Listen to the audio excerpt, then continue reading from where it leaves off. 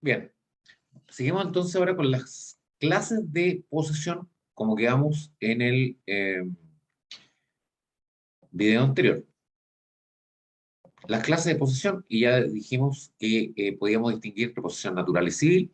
La posesión natural, digamos allá, estas clases de posesión vienen a contraponer una con otra. ¿Ah? Por ejemplo, para estudiar la posesión civil, los estudiosos señalan que los juristas que había que anteponerla a la posesión natural. La posesión natural no es otra cosa que la mera tenencia, ¿ya? La posesión justa e injusta es uno de los requisitos para que el poseedor se convierta posteriormente en propietario, y lo mismo que la posesión de buena fe. Y la posesión usucapión es la posesión que nos permite llegar a adquirir la cosa por usucapión, y se contrapone a este concepto de posesión interdicta, que es la mera tenencia, pero que es protegida, o posesión natural, que es protegida por interdicto. Entonces vamos a grabar este video. Entonces, vamos a ver cómo va quedando esto. Bien, nos vamos. Clases de posesión. Primero, la posesión civil y natural, que ya dijimos que la posesión natural no es otra cosa que la mera tenencia, ¿no? Pero para efectos de estudiar la posesión, en que descansa también sobre una aprehensión de la cosa, los juristas empiezan a estudiar el instituto de la posesión, distinguiéndola de otras tenencias que, si bien pueden ser posesión, no llevan a conducir en definitiva a la posesión. Bueno, aquí dice, la posesión civil es la posesión, para distinguirla, insisto, con respecto a la posesión natural. Es la tenencia de una cosa determinada con ánimo de señorío.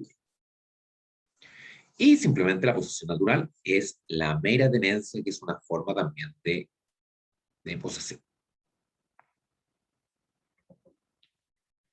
El poseedor civil, aquí empieza, por cuanto el primero puede llegar a ser dueño de la cosa por el transcurso del tiempo mediante la usucapión. En cambio, el poseedor natural no puede llegar a ser propietario, ni un arrendatario, ni un comodatario, ni un depositario. Todos los meros tenedores que tienen la cosa reconociendo dominio ajeno jamás van a llegar a ser propietarios. Poseedor civil es el poseedor de buena fe justo y que así adquirirá la cosa por su camión si corresponde. Es decir, el poseedor civil va a llegar a ser propietario en la medida que tenga buena fe, que sea un poseedor justo, y el transcurso del tiempo va a depender de la cosa mueble o inmueble.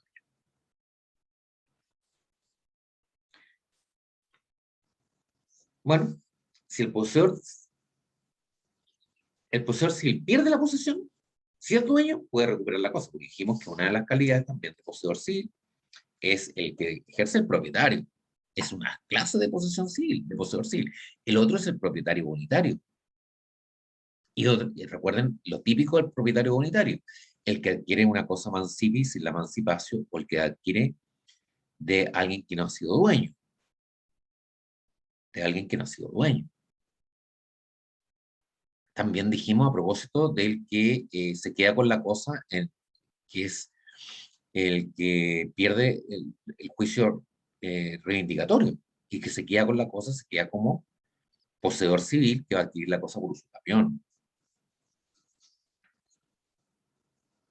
Bueno, aquí puede ejercer la acción reivindicatoria o la acción publiciana si no lo hace. En cambio, el poseedor natural, que pierde la tenencia, no dispone de estas herramientas.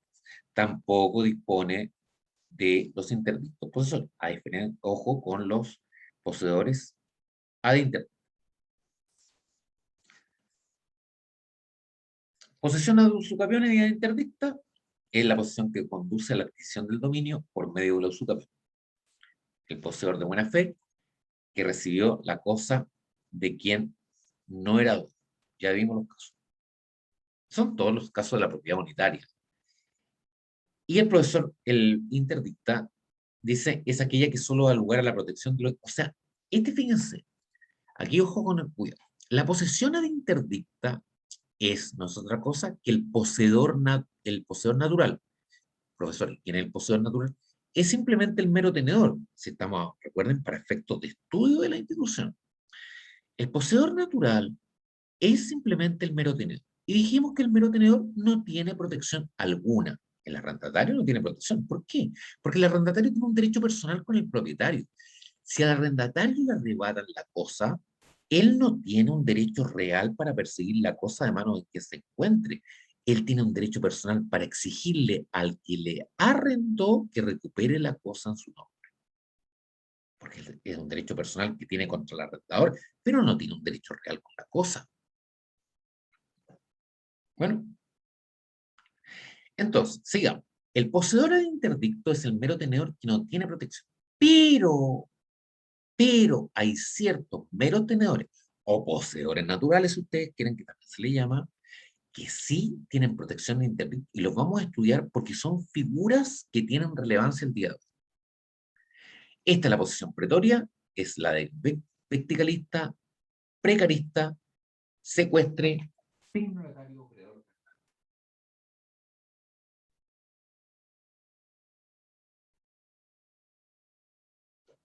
El análisis de cada una de estas figuras está en un video YouTube, y si no también lo encuentran con el profesor Guzmán, que dice en la página 566 se empieza a hablar de la posición pretoria intersectal, dice el verticalista, que es todos estos son figuras meros tenedores, que la regla general es que el mero tenedor no tenga protección alguna, pero esto sí, porque son posesiones o meras tenencias especiales, entonces los juristas sí le otorgan la protección de los interdictos. Verticalista es el tenedor de una parcela del ayer público verticalis, y señala pues, la tierra conquistada al enemigo pertenece al pueblo romano, y es en consecuencia ayer público, confiada a la administración de los censuales. Divididas en parcelas, estas pueden ser entregadas como en concesión quinquenal, pero tan renovable que de hecho se transforma en permanente a los particulares, quienes están obligados a pagar una cantidad periódica al erario. Se trata, por tanto, de arrendamientos públicos, fíjense, o sea que el titular del verticalista es simplemente un arrendatario de tierras públicas, por eso es el título. El verticalista dice, no es ciertamente dueño civil y tampoco poseedor civil, por lo que no dispone de los recursos procesales propios de uno u otro. Pero el pretor, desde muy antiguo, ampara su tenencia mediante interdictos, frente a los ataques de hecho que pueda sufrir de parte de estos. Esos son meros tenedores, que la regla general que no tienen protección, pero sí el pretor le otorga una determinada protección a través de los interdictos.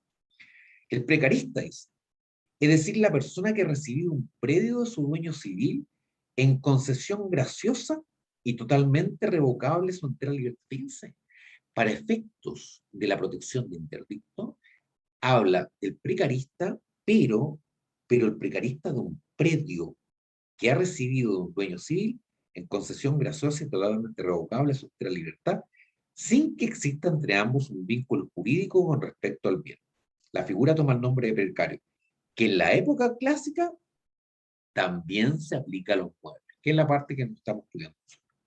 El secuestro, interesante figura que se mantiene hasta el día de hoy, importancia. O sea, aquella persona que se entrega una cosa disputada en un juicio reivindicatorio, en tanto se dirime la cuestión del dominio entre las partes. También su tenencia es protegida frente a ataques de hecho de terceros, aunque no es dueño ni poseedor civil. Finalmente, el tribunalatario creador propietario, que es quien ha recibido una cosa mueble o inmueble de otro en garantía del pago de una obligación propia o ajena. Negocio este que recibe el nombre de prenda. El pignoratario tiene la cosa en su poder. Si bien no es dueño ni poseedor civil, e igualmente que los anteriores casos, los interdictos protegen dicha tenencia en contra del ataque de dicho de terceros. Los interdictos los vamos a ver a continuación de este video. Posesión justa e injusta, y aquí entramos a las tipos o clases de posesión que conducen al poseedor, junto con la usucapión, a adquirir la propiedad. O sea, constituirse en propiedad civil, siempre que naturalmente reúna los otros requisitos. O sea, que se trate de una cosa romana, que se trate de un ciudadano romano, que haya un título y que haya un justo título y que haya un modo de adquirir. Origen. La posesión justa, concepto, es la obtenida sin causar lesión a su antiguo poseedor. O sea, sin la utilización de vías clandestinas o violentas se le denomina también posesión no viciosa. Si hablamos de posesión no viciosa, tendríamos que preguntarles cuáles son los vicios que conducen a una posesión no justa, sino injusta. La posesión injusta es la que se adquiere lesionando al poseedor anterior. De acuerdo al vicio, puede ser bi, clan o precario. Significa bi el que mediante la fuerza física o la intimidación expulsaba al poseedor. Clan, el que había obtenido la posesión ocultamente. Y precario, el que teniendo una cosa en su poder para su, se negaba a devolver. Ambos poseedores tienen la protección interdictal. Todos los poseedores tienen la protección interdictal, menos los poseedores naturales que no sean interdictos. Y es por un asunto de relaciones sociales, para que la gente no se defienda por mano propia, fundamentalmente. Posesión justo e injusto tienen la protección de los interdictos porque son poseedores. Posesión justa para el profesor Guzmán, fíjense, sería aquella que había tenido una fuente legítima de adquisición. Y aquí señala una distinta. Prosú, una causa general de adquisición, probablemente porque la compró, porque la recibió en donación, porque la recibió en dote, porque la recibió en herencia, porque la recibió bajo el legado. O sea, son causas de justa posesión, o sea que no han sido ni violenta, ni clandestina, ni precaria. Y aquí señala, la general, la que no se encuentra en estos, aquí está prodelito, está la cosa abandonada.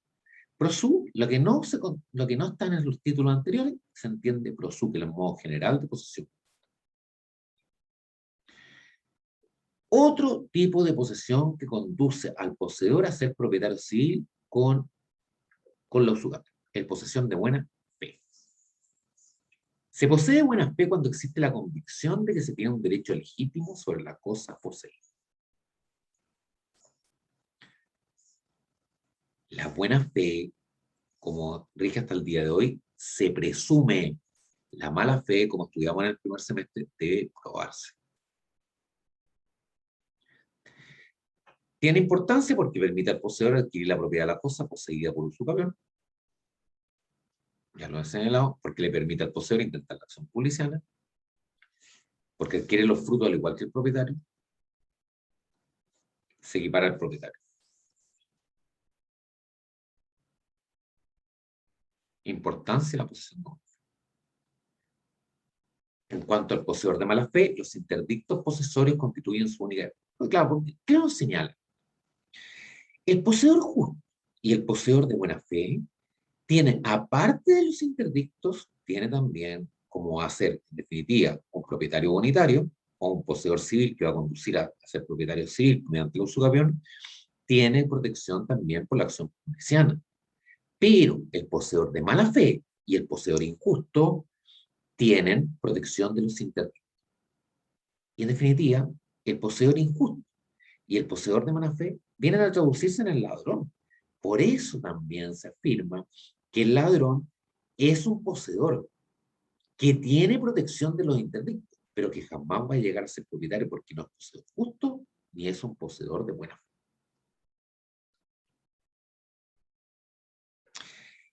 Fíjense, no necesariamente el poseedor de mala fe es un poseedor injusto. Puede haber un poseedor justo y de mala fe y un poseedor de mala fe injusto. Cuidado con eso. Aquí el profesor Argüello acude en nuestra ayuda para intentar explicar lo que ha señalado este profesor. Y aquí hay ejemplos. Así era posible que un poseedor de buena fe tuviera una posesión injusta, como el propietario desposeído que recupera la posesión del objeto usando violencia. O sea, yo soy propietario de un esclavo y me lo quitan. ¿Ya? Yo he perdido la posesión de la cosa, pero voy y lo recupero con violencia. Bueno, soy poseedor, lo recupero con la violencia al que me lo quitó, al ladrón, por ejemplo. Bueno, pero en ese caso voy a ser un poseedor injusto, de buena fe, pero injusto. Otro ejemplo, contrario, una persona puede ser poseedor de mala fe y no tener una posesión injusta, como cuando se compra un inmueble sabiendo que no es propiedad del vendedor. es un poseedor justo, porque lo ha adquirido por compraventa, pero de mala fe, porque sé que el que me lo vendió no es el propietario. Son conceptos, les insisto, que requieren un poquito de asimilación. Adquisición y conservación normalmente se adquiere y extingue cuando se adquiere cuando están los dos elementos, ¿cierto? El corpus y el ánimo. Se mantiene, se conserva mientras se mantenga el corpus y el ánimo y se pierde cuando falta uno de estos dos elementos. Ese es, dentro de esto, lo que he señalado, la regla general. Veamos qué más. Aquí dice que el profesor del cuello, que se integra, la integración de la posesión son dos elementos, material, corpus, intencional, ánimo, que importa la convicción de comportarse respecto a la cosa como si fuera propia. Pero si hay solo uno de estos, no es posible adquirir la posesión. Adquisición y conservación. Esta era la regla general, pero fue modificada con el tiempo y fue permitido adquirir las cosas, como vamos a ver, solamente por el ánimo y no por el cuerpo. Por ejemplo, cuando yo encargo la compra de algo, pero no voy yo personalmente, sino que mando a alguien que me lo compre, ¿verdad? Ese es más o menos lo que nos señala. Fíjense, la necesidad de la presencia del corpus no significaba que se requiriera una presencia real. En la época arcaica sí, ¿no? En la época arcaica se requería, no se condecía la posesión, ¿no? El entender el instituto de la posesión sin el corpus y el ánimo. Pero después fue evolucionando y fue posible adquirir la cosa simplemente por el ánimo y no tanto con el corpus, ¿no? Aquí se refiere, fíjense, como señala, muy bien dicho, dice, la jurisprudencia romana fue espiritualizando, me cuento ahí, el concepto del corpus y dándole una mayor flexibilidad. Así se produce la aprehensión de una cosa inmueble cuando el que desea adquirir su posesión entra al fondo o solamente en parte de él. Y de las cosas muebles si el poseedor las tiene en sus manos, si cayeron en ellas en su campo red, o si las toma, en fin, si pone su marca en una cosa, etc. Y aquí empieza a hablar también, en cuanto al requisito intencional, es obvio que quien no tuviera voluntad no podía adquirir la posesión. Así, ya lo vimos en el primer semestre, el infante y el demente, que son absolutamente incapaces.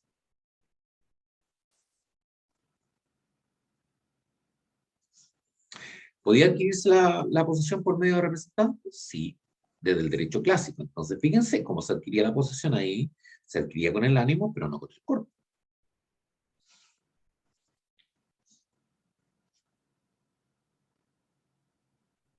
Conservación y pérdida. Estaba en principio, porque esto también son instituciones que van evolucionando en el tiempo, estaba condicionada a la coexistencia del corpus y el ánimo, pero se establecieron excepciones. Así se conservaba solo ánimo, es decir, se perdía solo cuerpo si el poseedor no contaba con la disposición material, el esclavo que se fuga. O sea, si yo soy dueño de un esclavo, poseedor de un esclavo, y el esclavo se fuga, he perdido la posesión. Bueno, la mantengo, ánimo, pero no la tengo corpóreo. Pero la conservo la posesión todavía. A eso se llega a decir. Y se llegó a medir números casos en que la posesión, aquí está, solo ánimo. Y fíjense que esto parte estudiando los juristas qué pasaba con los prados de invierno. O sea, si yo soy propietario de un fondo y en invierno cae la nieve, naturalmente, como sucede mucho en Italia, yo en ese momento no iba a tener el corpus, no iba a estar en el fondo que está cayendo en nieve y en frío, iba seguramente a estar en mi casa en Roma.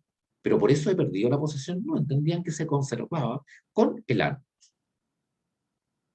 Son figuras, fíjense, propias del estudio del jurista romano. Pues los romanos recuerden que se sustentaban en el casuismo para ir aplicando la solución a los casos prácticos que se les presentaban. Pérdida de la posesión, por el cese está la regla general de cualquiera de sus elementos, corpus y ánimos. Puntualizaciones, cuerpo y ánimo, con la tradición, el abandono, la manumisión de un esclavo. Aquí salen ejemplos ya que son más excepcionales. Pero la regla general es que cesa el cuerpo y el ánimo y se pierde la posesión, pero habían algunas puntualizaciones y excepciones a la regla general. Y con esto hemos terminado ya el Instituto de la Posesión, que debe ser estudiado conjuntamente con el video de YouTube.